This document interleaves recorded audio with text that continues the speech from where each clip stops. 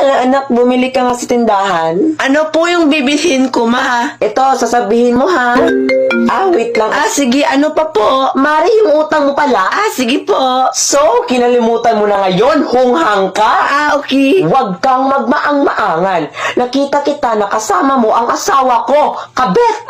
Sige po. Wow, umasta kang para kang mayaman na. Puro ka naman utang sa akin. Okay po, ma. Nasa Jupiter, punta ka dun, asawahin mo na. Ano pa, ma? Wala na? Hindi ba obvious?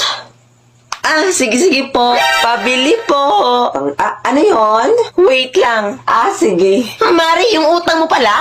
Ay, Diyos kong batang ka. Wala akong utang sa'yo, uy. So, kinalimutan mo na ngayon, hunghang ka. Uy, hinihinay lang sa pananalita, ha? Huwag kang magmaang-maangan. Nakita kita kasama mo asawa ko. Kabet. Uy, batang ka, asawa agad. Bata ka pa nga eh. Wow, umasta kang para kang mayaman Puro ka naman utang sa akin. Uy, Diyos kong batang ka. Nasaan mama mo, hoy?